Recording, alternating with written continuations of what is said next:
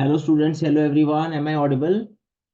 Okay, thank you. So well, let us start today's class. आज की जो हमारी क्लास है वो है Indian modern Indian history option की क्लास, जिसमें लास्ट क्लास में हम लोगों ने डिस्कस किया था Indian National army, Subhash Chandra Bose को हमने डिस्कस किया और हमने जानने की कोशिश करी कि किस तरह से क्या इंसिडेंट था सुभाष चंद्र बोस को लेकर, क्या मैटर था, क्या उनकी डेथ को लेकर क्लैरिटी दी गई डिफरेंट डिफरेंट गवर्नमेंट्स के थ्रू, एंड क्या क्या रूमर्स उनकी डेथ को लेकर रही।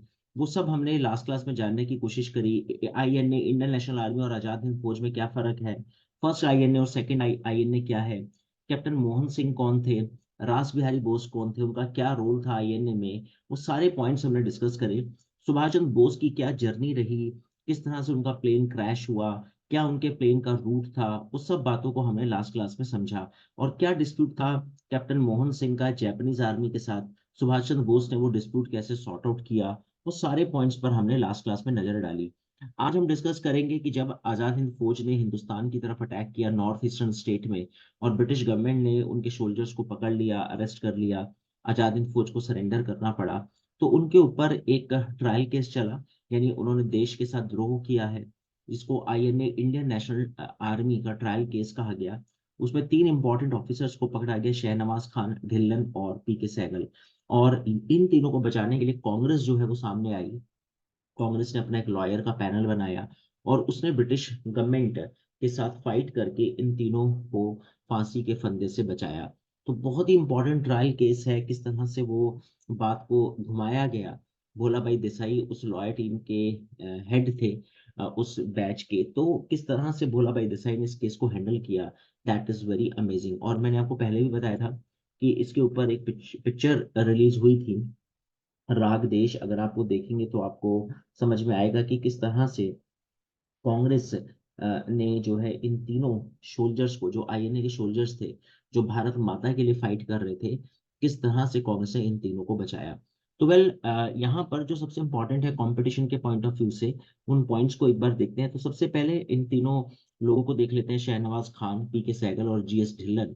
यानी ये अलग अलग कम्युनिटी से थे। पीके सहगल हिंदू कम्युनिटी से है, शहनवाज खान मुस्लिम लीग से, जीएस ढिल्लन अगर आप देखें तो ये सिख कम्युनिटी से आते हैं। तो कुल मिलाकर ये तीनों जो हैं उस समय के बहुत बड़े और ग्रेट लीडर थे। एंड ऐसा कहा जाता है कि ये जो वो मूवी जिसके बारे में आपके साथ डिस्कस कर रहा था, 28 जुलाई को ये रिलीज हुई थी। एंड 1945 के जो आईएनए ट्रायल केस है, रेड फोर्ट पर ये ट्रायल केस चला था। और इसमें ये तीनों जो हैं उस भूमिका में थे, पीके सहगल, शहनवाज और ढिल्लन की भूमिका में। एंड काफी इंटरेस्टिंग मूवी थी और काफी हिट भी हुई। दिग्मांशु धूलिया ने इस फिल्म को डायरेक्ट किया था। एंड बहुत इंपॉर्टेंट भूमि रही, इंपॉर्टेंट मूवी रही। और 2017 में ये रिलीज हुई थी राग देश के नाम से। तो वेल, यहाँ पे कुणाल कपूर जो है वो शहनवाज खान बने थे, अमित साध जो है वो गुरबख्श सिंह ढिल्लन का रोल किया उन्होंने, और Hikaru as chief general Japanese army officer, and Mohit Marwah जो है वो प्रेम सैगल की भूमिका में थे इस मूवी में। तो वेल, अब जरा डिस्कस कर लेते हैं टॉपिक के ऊपर। तो इंडियन नेशनल आर्मी का जो ट्रायल केस है वो आईएनए का रेड फोर्ट में चला। And British Indian trial by court martial of a number of officers of the Indian National Army between November 45 to May 46। यानी नवंबर 1945 से लेकर मई 1946 तक कई सारे सोल्जर्स का जो है एक तरह से कोर्ट मार्शल किया गया on various charges of treason, torture, murder and abetment to murder during the second world war. The accused had, like a large number of other troops and officers of the British Indian Army, joined the Indian National Army and later fought in Burma alongside the Japanese military under the Azad Hind। यानी British government ने ये blame लगाया कि आपने देश country के साथ देशद्रोह करा है, ट्रीजन का ये मामला बनता है, क्योंकि आप दुश्मन देश की आर्मी के साथ मिल गए और आपने अपने देश के आर्मी के अगेंस्ट ही जंग छेड़ दी। और चूंकि आप पहले जो है वो इस आर्मी का पार्ट थे। तो ये ट्रायल केस चला। लेकिन अब हुआ क्या, जब कांग्रेस को ये बात पता लगी कि ये तीन बच्चे भी इस ट्रायल केस में आ गए हैं और इनको फांसी की सजा हो सकती है, तो जवाहरलाल नेहरू को जब ये बात पता लगी तो उनको उनको लगा कि हमें इन तीनों बच्चों को बचाना चाहिए। एंड उनको समझ नहीं आया। वैसे वो भी प्रोफेशनल लॉयर थे, लेकिन काफी टाइम से वकालत छोड़ दी और नेशनल मूवमेंट में कूद पड़े थे। तो अब उनको समझ नहीं आ रहा था कि मैं किससे हेल्प लूँ इस केस में। तो किसी ने सजेस्ट किया कि भोला भाई देसाई के पास जाएं। भोला भाई देसाई जो है उस समय के ग्रेट लॉयर थे, लेकिन रिटायरमेंट ले चुके थे, और कहा जाता है कि मतलब वकालत छोड़ चुके थे वो। तो जवाहरलाल नेहरू जो है भोला भाई देसाई के पास जाते हैं, उनको कन्विंस करते हैं। लेकिन भोला भाई देसाई कहते हैं कि सर देखो, मैं अब किसी भी केस में अपने आप को इन्वॉल्व नहीं करना चाहता, क्योंकि मैं ऑलरेडी ये वकालत सब छोड़ चुका हूँ और अब मैं रेस्ट करना चाहता हूँ लाइफ में। तो जवाहरलाल नेहरू के काफी कन्विंस करने के बाद भी भोला भाई देसाई जब राजी नहीं हुए, तो जवाहरलाल नेहरू उठे और कहने लगे कि ठीक है, जैसी आपकी मर्जी, मैं आपको समझा सकता था, और अगर आप नहीं समझना चाहते तो बात अलग है। लेकिन जाते जाते उन्होंने कुछ ऐसा बोला कि भोला भाई देसाई वो शॉक्ड। उन्होंने जाते जाते एक स्टेटमेंट बोला कि भोला भाई देसाई जी, मैं जा रहा हूँ, और ठीक है, आपका जो डिसीजन है वो आप उस पर अडिग हैं, लेकिन मैं आपसे सिर्फ एक इतना क्वेश्चन पूछना चाहूंगा जाते जाते, कि अगर इस ट्रायल केस में आपका बेटा होता उन तीनों में से एक, तो भी क्या आप मेरे को यही जवाब देते कि मैं वकालत छोड़ चुका हूँ और मैं किसी भी केस को हैंडल करने के मूड में नहीं हूँ? और उन्होंने नमस्ते करी भोला भाई देसाई को, और वो जाने लगे।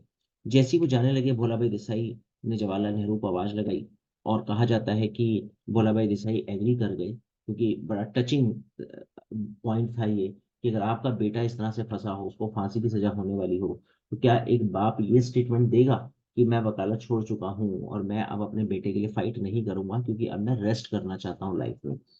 तो भोला भाई देसाई खैर फाइनली राजी हो गए, और फिर एक टीम बनी लॉयर की। उस लॉयर की टीम का जो हेड था, भोला भाई देसाई को बनाया गया। And INA trial case start हुआ। इन जवानों के ऊपर, इन सोल्जर्स के ऊपर दो तरह के केस लगाए गए। By 1943 and 1944, court martial were taking place in India, and of former personnel of the British Indian Army who were captured fighting in INA rank or working in support of the INA's subversive activities, and these did not receive any publicity or political sympathies till much later. The charges in these earlier trial were of committing a civil offense contrary to the Section 41 of the Indian Army Act 1911 or the Section 41 of the Burma Army Act, with the offense specified as waging war against the king, contrary to the Section 121 of the Indian Penal Code. तो यानी अगर आप देखेंगे तो यहाँ पर दो इनके ऊपर सेक्शन लगे। सेक्शन 41 एक तो इनके ऊपर लगा, जो एक तरह से इंडियन आर्मी एक्ट था, एंड सेक्शन 41 जो है ऑफ बर्मा आर्मी एक्ट का भी सेक्शन 41 था, और एक सेक्शन सेक्शन 181 है इंडियन पिनल कोड का। ओवरऑल इन सेक्शन का ये मानना था कि आपने एक ऑफेंस किया है, ये क्राइम है कि आप किंग के अगेंस्ट जो है वॉर डिक्लेयर कर रहे हैं, आपने दुश्मन देश की आर्मी का साथ दिया, अपने देश से आपने देशद्रोह करा। तो ये सारे चार्जेस जो हैं उनके ऊपर लगाए गए। वेल, अ पब्लिक ट्रायल हुआ। The number of INA troops captured by Commonwealth forces by the end of the Burma campaign, and made it necessary to take a selective policy to charge those accused of the worst allegation. Or the first of these was the joint trial of Shahnawaz Khan, Prem Sehgal and Gurbakh Singh Dhillon. तो इन तीनों के ऊपर भी allegations लगाए गए, and the decision was made to hold a public trial. और plan ये था ब्रिटिश सरकार का कि पब्लिक ट्रायल किया जाए, लाल किले में इनके ऊपर ट्रायल केस चलाया जाए, उस केस की सुनवाई लाल किले में हो, पूरी जनता जनार्दन वहां पे इकट्ठी हो, सब लोग वहां पर देखें और समझे कि ब्रिटिश आर्मी के साथ देशद्रोह करने का नतीजा क्या होता है। ये जताने की कोशिश की गई, इसीलिए रेड फोर्ट को मतलब चूज किया गया इस ट्रायल, इस पॉपुलर ट्रायल केस के लिए। अब आईएनए डिफेंस कमेटी, जैसे मैंने अभी आपको बताया, वो बन गई। भोला भाई देसाई उसके हेड थे, उसमें आसफ अली, शरद चंद्र बोस, तेज बहादुर सप्रू, कैलाश नाथ काटजू, जवाहरलाल नेहरू इवन उसके मेंबर थे। और इंडियन नेशनल कांग्रेस ने पूरा मन बना लिया था कि हम इन तीनों को किसी तरह से बचाएंगे, और एक डिफेंस कमेटी जो है एस्टेब्लिश की गई इंडियन नेशनल आईएनसी ने 1945 में, to defend all these officers, जिनको आईएनए का जो है एक तरह से सोल्जर्स मानते हुए चार्ज किया गया। एंड दूसरा इंपॉर्टेंट बात वो ये भी थी कि इसमें जो additional responsibilities of the committee also came to be the coordination of the information of on INA troops held captive, as well as arranging for relief for troops after the war. तो ये एक team बना ली गई, और इस पूरी team को बनाने का क्रेडिट जो है वो जवाहरलाल नेहरू को जाता है। उन्होंने किस तरह से भोला भाई देसाई को कन्विंस किया, वो कहानी मैंने आपको सुनाई। और ये है वो टीम, आप देख सकते हैं इसमें भोला भाई देसाई आपको दिखाई देंगे। ये जो थोड़े बुजुर्ग से हैं, आप देख रहे हैं, जिन्होंने ग्रे कलर का कोट पहना हुआ है। The committee declared the formation of the Congress defence team for the INA and included जो लॉयर है उसमें देसाई, आसफ अली, शरद चंद्र, तेज बहादुर सप्रू, कैलाशनाथ काटजू और इवन जवाहरलाल नेहरू भी कहते हैं फर्स्ट डे के दिन ब्लैक कोट पहनकर आए इन बच्चों को बचाने के लिए। तो कुल मिलाकर ये पूरी टीम जो है बहुत अच्छे से फाइट करेगी। ये पूरी फाइट जो ट्रायल जो है वो राग देश मूवी में दिखाया गया है। मैं आपको थोड़ा सा हिंट दे देता हूँ कि असल में हुआ कुछ ऐसा है कि ये लोग केस हारने की स्टेज पे थे, तो इनको समझ नहीं आ रहा था कि किस तरह से इन बच्चों को बचाया जाए। एक दिन ये बैठे हुए थे, सब डिस्कशन कर रहे थे कि यार लगता है कि बचा नहीं पाएंगे और तीनों को फांसी की सजा हो जाएगी। अचानक भोला भाई देसाई के दिमाग में कुछ विचार आया और उनको लगा कि यार एक बात समझ में नहीं आ रही। मतलब ऐसे डिस्कशन चल रहा था कि मतलब जो भी है बच्चे पॉपुलर हो गए हैं, लोग बड़ा सपोर्ट कर रहे हैं इनको। तो अचानक ही भोला भाई देसाई के दिमाग में एक बात आई, उसने कहा उन्होंने सोचा कि यार एक बात बताओ कि ये इंसिडेंट हुआ क्या था।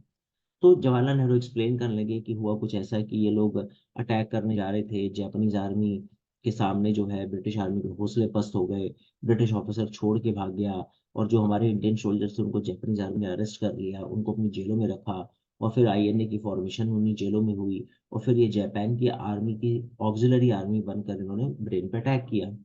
तो भोला भाई देसाई को समझ में आया कि यार एक बात बताओ, जब वो ब्रिटिश ऑफिसर इनको छोड़ के भाग गया और दुश्मन आर्मी ने इनको कैप्चर कर लिया, तो दुश्मन आर्मी ने जब इनको कैप्चर कर लिया, दुश्मन आर्मी ने इनको अपने पास रख लिया, ब्रिटिश सरकार की तरफ से कोई जो है बात नहीं रखी गई कि हमारे सोल्जर वापस करो। इसका मतलब ब्रिटिश सरकार ने ये मान लिया कि वो सोल्जर जो है दुश्मन आर्मी के सोल्जर बन गए, या उसने उनको बचाने के लिए अगर कोई कोई हरकत करी हो या कोई इंटरनेशनल ऑर्गेनाइजेशन में अपील दायर करी हो, ऐसा तो कोई एविडेंस हमारे पास नहीं है।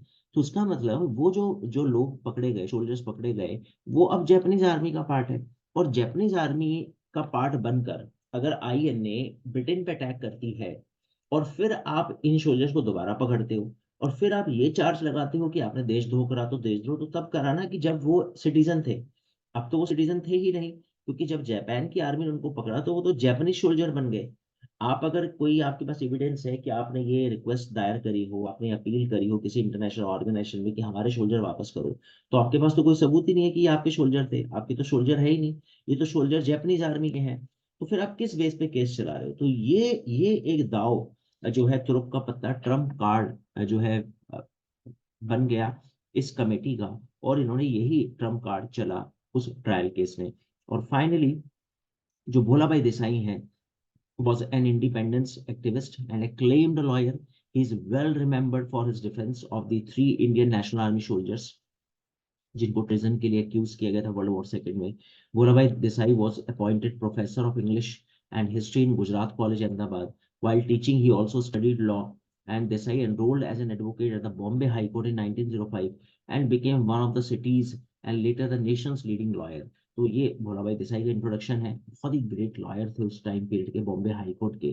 तो आप देख सकते हैं भोलाभाई देसाई को इस पिक्चर में, इमेज में। और अगर आप देखेंगे तो मेरे ख्याल से अब आप समझ गए होंगे, उस टीम में ये भोला भाई देसाई आपको दिखाई दे रहे होंगे, राइट। तो ये भोला भाई देसाई जिनकी वजह से ये तीनों बच्चे जो है रिहा हो पाए। पॉलिटिकल करियर की अगर बात करें तो इस political career with joining Annie Besant's All India Home Rule League, यानी होम रूल लीग से स्टार्ट होता है 1916 के आसपास। And he had join the Indian Liberal Party, Indian Liberal Party को ज्वाइन करते हैं, supportive of British influence, but came out in opposition of the all European Simon Commission. European जब Simon Commission आया तो उसका विरोध करा 1928 में।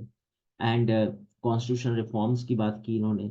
His connection with the INC began when he represented the farmers of Gujarat in the inquiry of the British government following the Bardoli Satyagraha in 1928। INC की touch में बारदोली सत्याग्रह 1928 के समय आए, उससे पहले लिबरल पार्टी के मेंबर थे। साइमन कमीशन के समय भी इन्होंने विरोध किया। सत्याग्रह was a campaign by the farmers of Gujarat protesting oppressive taxation policies in a time of famine under the leadership of Sardar Vallabhbhai Patel. Sardar Vallabhbhai Patel के टच में आए, धीरे धीरे मतलब आईएनसी के साथ इनका अट्रैक्शन बढ़ता चला गया। And formidably represented the farmers case and was important to the eventually success of the struggle. And Desai formally join the Congress in 1930 और फाइनली 1930 में कांग्रेस ज्वाइन करी। Convinced about the effectiveness of boycott of foreign goods, he form the Swadeshi Sabha. फिर बाद में धीरे धीरे कांग्रेस के active member बन गए। तो ये इनका एक पॉलिटिकल करियर जो है चल रहा है, एनिमेशन के साथ जुड़ते हैं, फिर बारदोली सत्याग्रह में आईएनसी और वल्लभ भाई पटेल के टच में आते हैं। 1930 में कांग्रेस ज्वाइन कर लेते हैं। स्वदेशी के बहुत बड़े पक्षधर रहे। बॉयकॉट करने लगे फॉरेन गुड्स का। स्वदेशी सभा इन्होंने फॉर्म करी। आईएनए सोल्जर्स का ट्रायल की अगर बात करें तो three captured Indian National Army officer, तो the Congress formed a defence committee. 17 advocate उसके अंदर थे, उसमें हेड भोला भाई देसाई थे। और ये जो ट्रायल है वो अक्टूबर 45 में स्टार्ट हुआ रेड फोर्ट में। And undertook by poor health, undeterred, Bhola Bhai Desai made an emphatic and passionate argument in defense of the charged soldiers. He worked for 3 months at a stretch.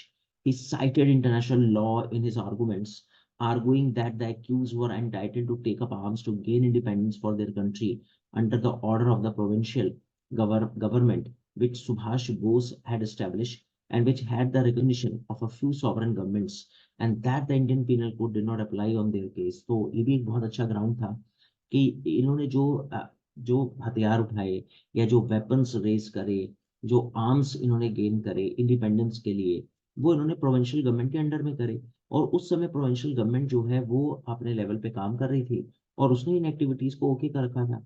जब state में कांग्रेस की सरकार थी उस समय इन्होंने ये एक्टिविटीज करी। तो अगर आप वहां से कोई चार्ज इनके ऊपर लगाते हो कि इन्होंने वहां से ट्रीजन करना शुरू करा, तो पहली बात तो ये कि आपकी सरकार ही नहीं है उस स्टेट में तो आईएनसी की सरकार है। आईएनसी ने इनको क्या परमिशन दे रखी है कि बिल्कुल आप आवाज उठाओ ब्रिटिश सरकार के अगेंस्ट। तो ब्रिटिश गवर्नमेंट तो पहली बात तो ऑथराइज नहीं है क्योंकि उनके रूल काम नहीं कर रहे स्टेट में। तो अगर वहां पे कोई सॉवरेन गवर्नमेंट है और वहां की गवर्नमेंट इनको परमिशन दे रही है तो आप कैसे बोलते हो कि ये देशद्रोह है। तो INA Defense Committee put up an impeccable defense, arguing that the actions of the INA troops were legal, बिल्कुल लीगल था। दो बातों पे लीगल ठहरा दिया। एक तो स्टेट के समय अगर आप ये केस चलाते हो तो स्टेट में आपकी सरकार नहीं है, सॉवरेन गवर्नमेंट है, उन्होंने परमिशन दे रखी है कि वो वॉइस रेज कर सकते हैं। अगर आप ये कहते हो कि इन्होंने आईएनए आर्मी के थ्रू ब्रिटेन पे अटैक किया तो वो आर्मी आपकी नहीं है, वो जापान की ऑक्सिलरी आर्मी है। तो जब आपकी आर्मी नहीं है तो आप केस क्यों चला रहे हो भाई। एक दुश्मन देश का सोल्जर अपनी कंट्री के लड़ेगा तो उस समय जापान की साइड से लड़ रहे हैं क्योंकि जापान उनकी कंट्री है, क्योंकि जापान ने इनको अरेस्ट करा हुआ है। And thus exempt from the Indian Penal Code and the Indian Army Act। तो उस वजह से ना तो इनके ऊपर इंडियन पीनल कोड लगता है और ना इनके ऊपर इंडियन आर्मी एक्ट साबित होता है। तो ये एक कैरिज्मेटिक जो पर्सनैलिटी रही भोला भाई देसाई की, और किस तरह से उन्होंने इनकी फांसी की सजा से इनको बचाया। द जज nevertheless pronounced the three officers guilty and sentenced them to transportation for life. The accused were, however, released and during the course of the trial reignited the Indian freedom struggle, leading to complete independence in 1947। खैर भोला भाई देसाई की 6 मई 1946 को death हो गई। His immense wealth led to the creation of the भोला भाई memorial institute इन बॉम्बे। उनके पैसे को इस मेमोरियल में डोनेट कर दिया गया, उनकी वेल्थ को। एंड तो ये एक बहुत इंपॉर्टेंट मतलब ट्रायल केस रहा। और ये ट्रायल केस कुछ एक ऐसा ट्रायल केस था जिसने मतलब उस समय के आउटकम की अगर मैं बात करूं तो एक बार पहले आउटकम पर आ जाते हैं।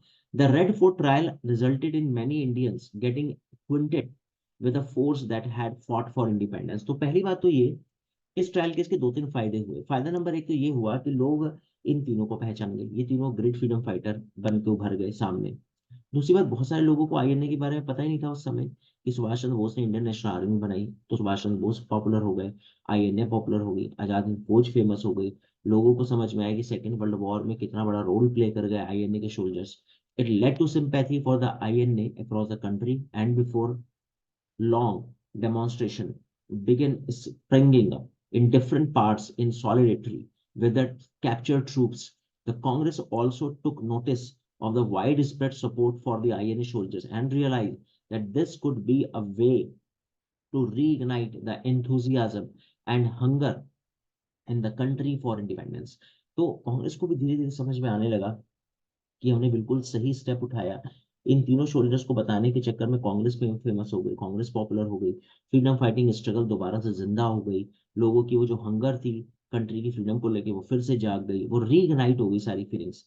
The INA defence committee put up an impeccable defence. पूरी अच्छे से इन्होंने मतलब पूरा स्ट्रेंथ लगा दी उन बच्चों को बचाने में। फांसी की सजा उनकी खैर माफ हुई। और उसके बाद As a compelling as the argument of the defense were, the three INA members were found guilty of waging a war. They were, however, not given the death sentence but dismissed from service. उनको service से dismiss कर दिया, death sentence उनकी cancel कर दी, and handed transportation for life, आजीवन देश निकाला उनको दे दिया गया, विच टू वो भी was remitted, उसको भी exempt कर दिया बाद में. The three INA members were then released and welcomed as heroes, with the Congress showing full support in the celebration. तो ये स्टोरी रही इंडियन नेशनल आर्मी के सोल्जर्स की. तो आई थिंक होप आपको समझ में आ गया होगा आईएनए का ट्रायल केस क्या था, एंड बहुत इंपॉर्टेंट है. उसके बाद एक Indian royal Indian navy mutiny होगी, वो हम डिस्कस करेंगे. लेकिन उससे पहले मैं यहाँ पर आपको आसफ अली के बारे में बता दूं. आसफ अली को लेके स्टूडेंट्स को बड़ी कंफ्यूजन रहती है कि आसफ अली और अरुणा आसफ अली कौन है. तो पहले आसफ अली जी के बारे में समझ लेते हैं. ये जो आसफ अली हैं, ये एक इंडियन इंडिपेंडेंस फाइटर थे. ये भोला भाई देसाई की जो एडवोकेट की टीम थी उसमें भी थे Asaf Ali, and Indian lawyer थे. He was in charge of the railway and transport in the interim government of India, headed by Jawaharlal Nehru from 2nd September 1946.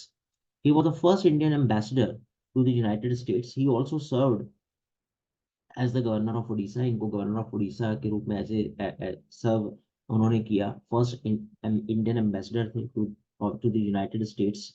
And Aruna Asaf Ali की अगर बात करें तो अरुणा आसफ अली जो है वो इंडियन एजुकेटर है, पॉलिटिकल एक्टिविस्ट हैं, पब्लिशर है, an active participant in the Indian independence movement. She is widely remembered for hosting the Indian national flag at the Gowalia Tank Maidan, Bombay during the Quit India movement. Aruna Asaf Ali का बहुत important contribution माना जाता है quit India movement में. जब पूरी जो main belt थी लीडर की वो जब अरेस्ट हुए, तो सेकंड जो टू थी लीडर्स की वो सामने आई. उसमें फीमेल्स ने, उषा मेहता ने रेडियो स्टेशन को हैंडल करा, अरुणा आसफ अली ने नेशनल फ्लैग को रेज किया, होस्ट किया क्विट इंडिया मूवमेंट के समय. And post independence she remained active in politics, becoming Delhi first mayor.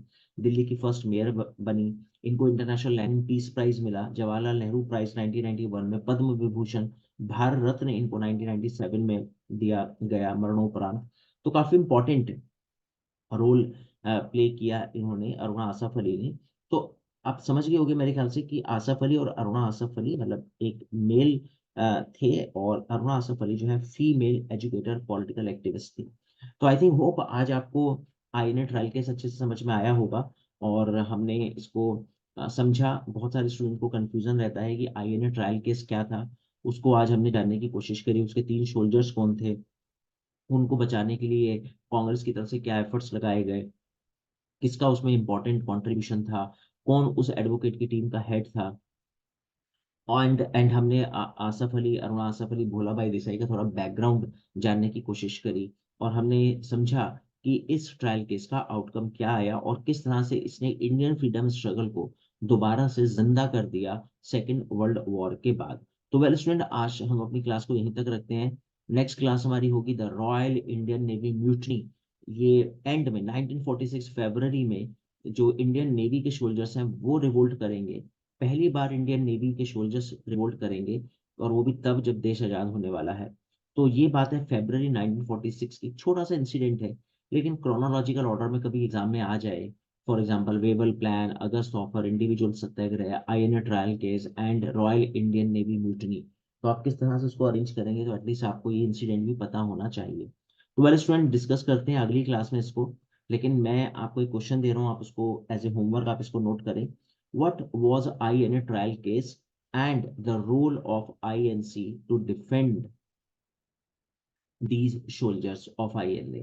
Discuss, right? So what was INA trial case and Congress का क्या कंट्रीब्यूशन रहा इन सोल्जर्स को बचाने में, वो आपको डिस्कस करना है 250 से 300 वर्ड्स, राइट? तो ये आपका क्वेश्चन है. फिर से मैं एक बार बोल रहा हूँ.